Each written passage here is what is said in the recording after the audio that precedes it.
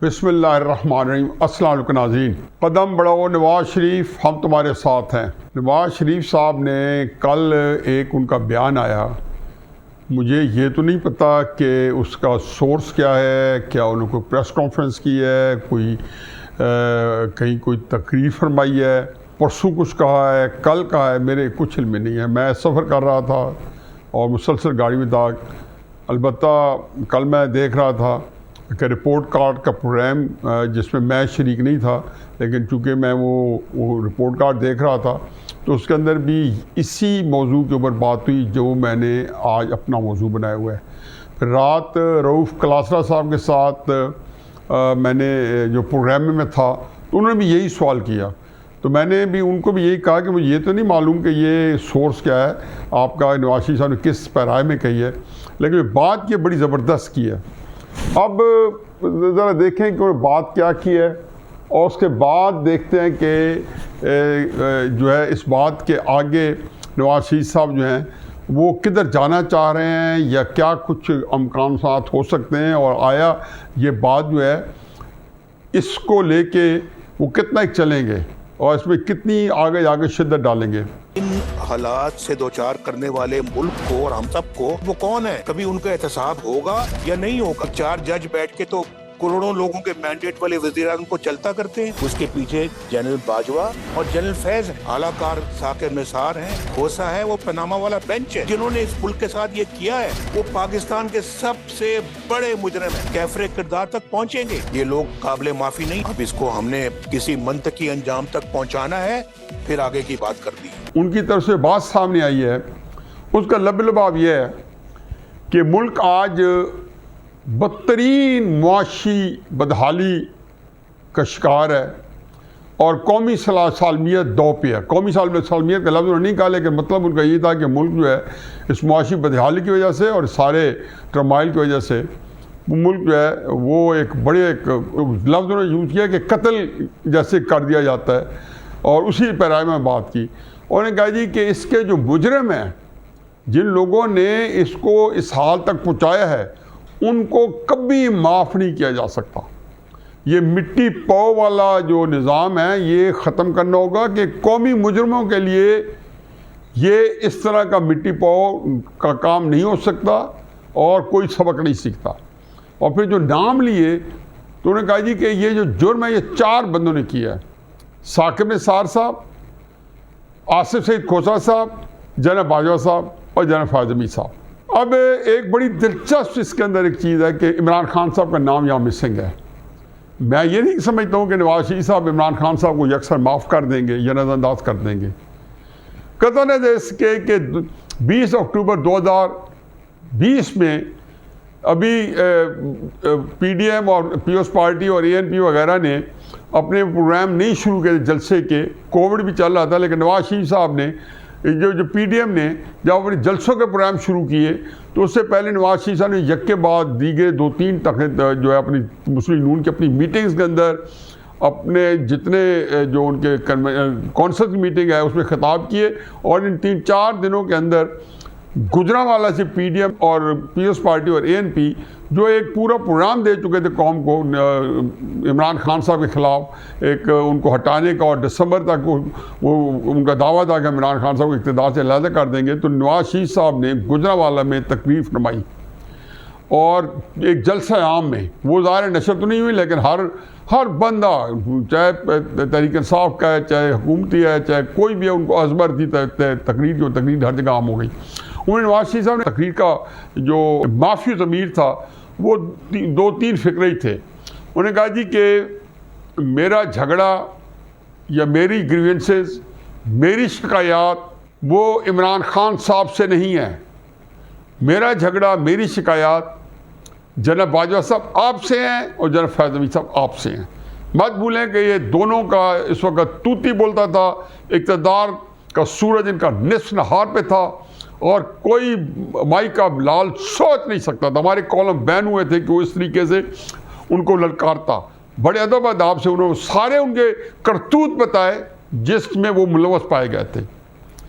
اچھا، یہ علیحدہ بات ہے کہ عمران خان صاحب جو ہیں ایک عرصے سے بڑی ایک گندی زبان جو ہے نواز شریف وغیرہ کے خلاف استعمال کر رہے تھے، فضل الرحمان صاحب کے خلاف استعمال کر رہے تھے، اور ان کو پورے اقتدار کو، اب سرکاری دفتر کو، پرائم منسٹر آفس کو انہوں نے بالکل ایک تحریک انصاف کا ایک اڈا بنایا ہوا تھا. چلو ان کے پاس گنجائش تھی، انہوں نے کر لیا.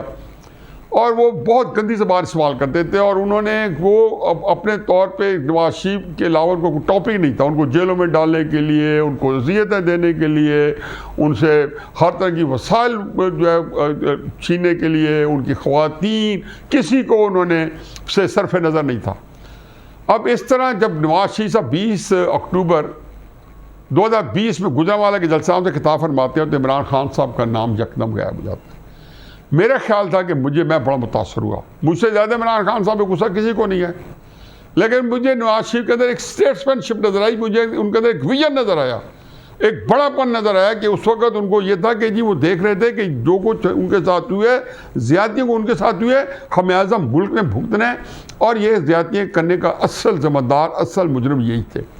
یہ میرا خیال ہے کہ نواز شریف صاحب نے اگر یہ بات کہی ہے جو کل بے شمار جو چینلز میں ڈسکشن میں آئی ہے، اور میں نے ان کو براہ راست ان سے نہیں سنی، نہ میرے علم میں ہے، تو میں حالانکہ میں ڈسکشن بھی کر چکا ہوں اس کلاسز کے پروگرام میں، تو یہ انہوں نے اپنی 20 اکتوبر 2020 کی تقریر کو دہرایا ہے، اور وہیں کھڑے ہیں. اور اس کے اندر جو انہوں نے البتہ ترتیب مجھے اس سے اختلاف ہے کہ جنرل باجوہ، فیض حمید، ثاقب نثار اور آصف سعید کھوسہ، کیونکہ باقی دو کردار جو ہیں جو دوسرے جو ثاقب صاحب اور کھوسہ صاحب، عمران خان صاحب کی طرح کے ایک ٹاؤٹ کے طور پہ کام کیا. وہ تو انہوں نے جس کو کہنا چاہیے کہ اس گھناؤنے جرم میں جو جنرل باجوہ نے، جنرل فیض حمید نے مملکت خداداد اسلامیہ پاکستان کے خلاف سرد کیا، اور انہوں نے صرف ذاتی جو ہے ایجنڈے کے لیے، ذاتی لالچ، طمع اور اپنی حرص کے لیے، اور اپنے آپ کو پاکستان کو پوری طرح ہڑپ کرنے کے لیے نواز شریف کو ہٹانا تھا. تو چنانچہ نواز شریف صاحب بیچارے تو اس کے اندر صرف ایک وکٹم تھے اس وقت، کیونکہ وہی وکٹم ان کو بناتے تو یہ سارا نظام آگے انہوں نے انسٹال کرنا تھا.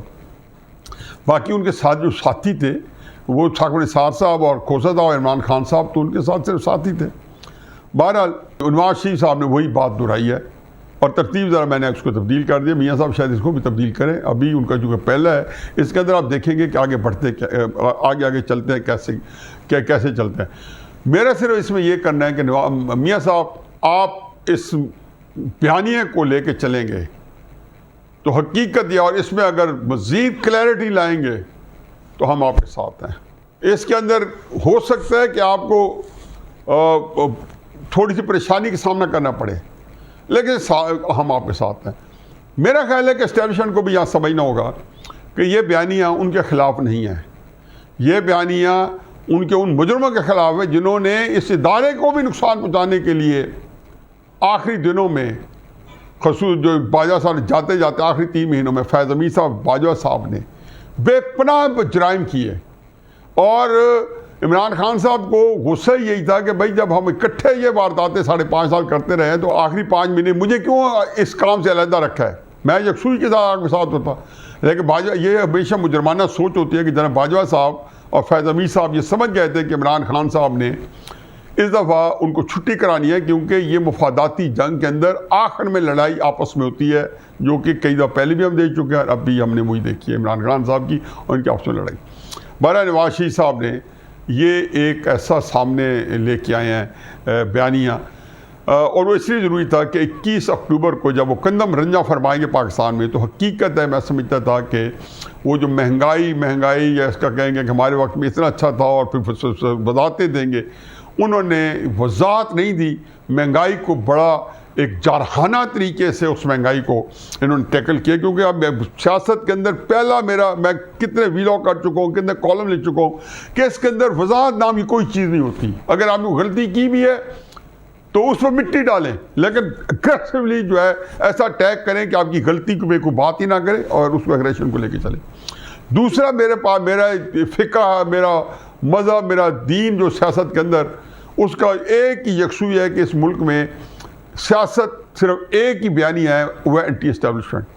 پورے پاکستان کی 70 سالہ تاریخ آپ کو بار بار یہ باور کرائے گی، بار بار یہ یقین دہانی کرائے گی کہ اینٹی اسٹیبلش بیانی آپ کی سیاست کو چار چاند لگاتا ہے، رفتیں دیتا ہے، ساتویں آسمان تک پہنچاتا ہے، اور اسٹیبلشمنٹ کا مہرہ ہونا جو ہے آپ کی سیاست کو تباہ کر دیتا ہے، برباد کر دیتا ہے، آپ کو ٹوکری کر دیتا ہے۔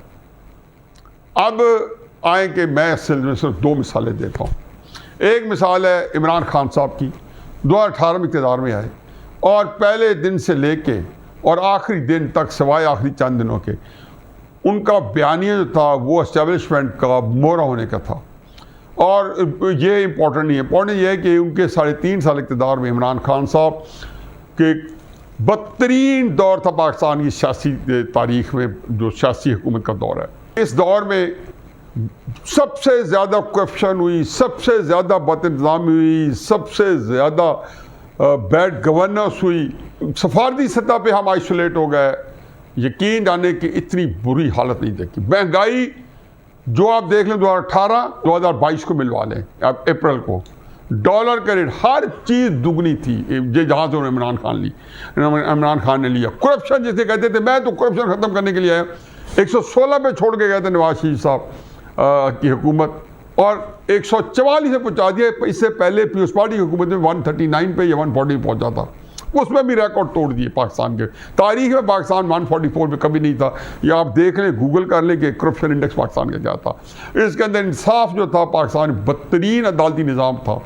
تو یہ ساری چیزیں جو تھیں عمران خان صاحب کی حکومت میں۔ کیوں عمران خان صاحب دولارہ بن گئے؟ کیوں مرجع اخلاق بن گئے؟ کیوں مقبولیت کے جو ہے گھوڑے پہ سوار کے ہو کے آسمانوں میں اڑنے لگے؟ اس کی وجہ یہ تھا کہ جب انہوں نے اینٹی اسٹیبلشمنٹ بیانیہ دیا اور ابھی اقتدار میں تھے کہ اسٹیبلشمنٹ کو للکارا اور غلیظ ترین الفاظ میں للکارا، اس طرح کہ میرا نہیں خیال کہ اسٹیبلشمنٹ کو ملک کی تاریخ میں اس طرح اس کی تضحیق ہوئی ہو، اس طرح ان کو ہیومیلیٹ کیا گیا ہو، اور اس طرح دھڑلے سے وزیر اعظم کو جانور کہہ رہا ہو۔ اور پھر جب یہ وزیر اعظم تھے اور سائفر دل لہرا کے 27 سے 28 مارچ 2022 کو انہوں نے بتایا کہ کس طریقے سے یہ لوگ جو ہیں غدار ہے، میر جعفر ہے، میر قاسم ہے، یہ باجوہ کو کہہ رہا تھا، اور ان کے جو اس وقت جو ساتھی جرنیل تھے۔ اب یہ دیکھ لیں کہ لوگوں نے آج تک ذکر سنا؟ کسی ایک موقع پہ عمران خان صاحب نے بتایا کہ میں نے 50 لاکھ گھر بنانے تھے؟ کسی نے پوچھا؟ بیانیہ تبدیل ہو گیا تھا۔ کسی نے پوچھا کہ آپ نے 1 کروڑ نوکریاں دینی تھی؟ حالانکہ وہ جھوٹا سچا، ان کا چونکہ آج کل جھوٹ چل رہا ہے، تو عمران خان صاحب غلط بیانی اور جھوٹ میں بہت آگے نکلے ہوئے ہیں۔ انہوں نے چونکہ لوگوں کو ایک خاص ذہن پیرائے میں گمراہ کر دیا، تو چل رہا ہے، نہیں چلا۔ کوئی چیز انہوں نے کسی نے ان سے سوال کیا؟ $8 ارب پہلے سال 2018 میں ٹیکس اکٹھا کرنا تھا۔ آپ نے تو $100 ارب جو ہے، جو پاکستان کا چوری کا $200 ارب واپس آنا تھا۔ $100 ارب آپ نے IMF کے منہ پہ مارنی تھی، اور $100 ارب آپ نے پاکستان کو جو ہے خوشحالی کے ذریعے کرنا تھا۔ آپ تو وہی کام کیا جو شہباز صاحب حکومت کو کرنا پڑی، اسی کنٹینیوٹی تھی، کیونکہ آپ نے یہ بھیکیں مانگنی شروع کی۔ $3 ارب سعودی عرب سے، $3 ارب چائنا سے، $2 ارب $1 ارب دبئی سے، اور پھر IMF سے قرضہ، اور پھر وہی نیگوشیشن، وہی شرائط جو آپ کی شرائط کو وہ لوگ چل رہے ہیں۔ اس وقت بھی IMF نے برباد کیا آپ کے ملک میں، آپ کے وقت میں بھی، اور بعد میں بھی وہی برباد کیا۔ لیکن تسلسل جو تھا وہ نواز شریف صاحب کی حکومت کو جب 2014 15 16 17 18 میں ڈی اسٹیبلائز کیا، سیاست میں استحکام ہوا، تو بالکل نواز شریف صاحب کا یہ دعویٰ درست ہے کہ وہ کہتے ہیں نا کہ the die was cast، وہ جو ہونی تھی اس کا، وہ جو بعد میں آنے والے حالات تھے، اس کا جو حجم جو بن چکا تھا، اس کی ایک شکل و صورت بن چکی تھی۔ اور دوسری مثال میں دیتا ہوں شوکت عزیز صاحب کی اور پرویز الہی صاحب کی پنجاب حکومت۔ یقین جانے کہ آپ پوچھ لیں کہ خوشحالی کا دور ایسا تھا، مشرف صاحب اوپر حکومت کر رہے تھے، نیچے ان کے مہرے بیٹھے تھے، ایک کا نام تھا پرویز الہی اور ایک کا نام تھا شوکت عزیز۔ ڈالرز کی ریل پیل تھی، 66 پہ ڈالر پرویز مشرف صاحب کے وقت میں ملا، جب گئے 600 روپے پہ ڈالر جو ہے وہ چھوڑ کے گئے۔ مہنگائی جو تھی، مجال ہے کہ کوئی چیز مہنگی ہوئی، وہی دور تھا جو نواز شریف کا 2013 سے 2018 کا دور تھا، کہ جس روپے ڈالر لیا، بلکہ لیا نہیں، لیا زیادہ پہ، نواز شریف صاحب 115 سے یا 120 سے 105 پہ لے کے آئے تھے، 104 پہ، اور اس کے بعد اسی پہ تقریباً چھوڑ کے گئے۔ جاتے ہوئے خصوصاً نواز شریف صاحب کے اپنے دور میں. اور وہ سارے سسٹم اکانومی کا سائز وہ اس وقت اپنے لحاظ سے بڑا, اس وقت اپنے لحاظ سے بڑا. واقعتاً وہ دورہ جو تھا خوشحالی کا دورہ تھا. بے شمار ترقیاتی کام کرائے پرویز الہی صاحب نے, شوکت عزیز صاحب نے بے شمار ترقیاتی کام کروائے. اب بتائیں 2008 کے الیکشن میں وہ کاف لیگ جس کی حکومت تھی اور یہ سارے کام کروا رہی تھی, اس کا نام و نشان مٹ گیا 2008 کا. حالانکہ اس وقت جو نگران حکومت تھی وہ بھی کاف لیگ کی تھی اور سارے وسائل ان کے پاس تھے, اور مشرف صاحب جو تھے ان کو اقتدار دے کے اور پیپلز پارٹی کے ساتھ معاملہ کر کے اپنے آپ کو اگلے 100 سال کے لیے مرنے کے بعد بھی ملک کا مستقل صدر اور آرمی چیف رکھنا چاہتے تھے. یہ سارا 2007 تک ان کا یہی پلان تھے. وہ تو اللہ کا کرنا ہو گیا, بعد میں ان کو یہ ان چیزوں سے انہوں نے صدارت سے ان کی جانے سے پہلے صدارت سے جان چھوٹ گئی. اب یہ مجھے آپ نے دیکھ لیا کیوں کہ پرویز الہی صاحب کی سیاست جو تھی خوشحالی کے باوجود سیاسی بیانیہ سے بھر تھا.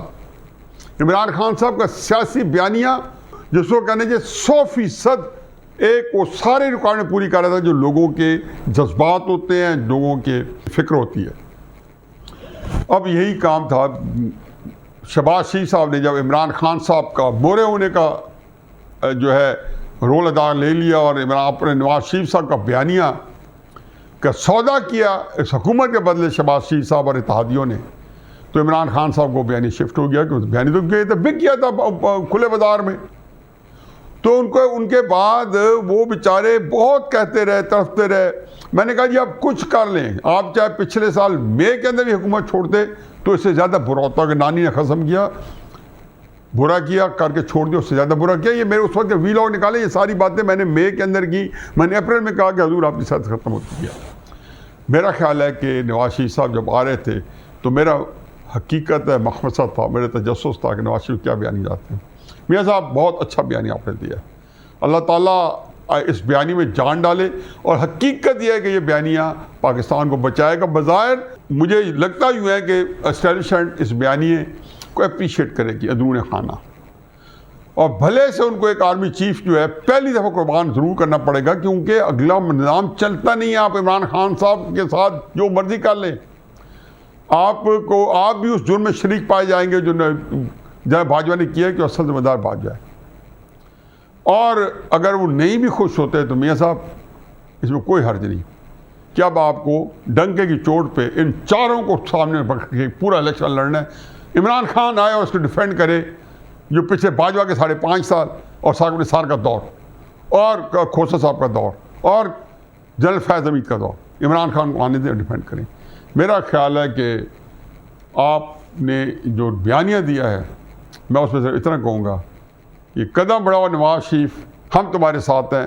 بلکہ میں تو جو دام درم سکھنے پچھلے 8-10 سال میں آپ کی حمایت میں کوئی لکھ رہا ہوں یا کوئی بات کی ہے, تو اس کی وجہ یہ ہے کہ آپ کا بیانیہ میرے دل کو بھا گیا تھا.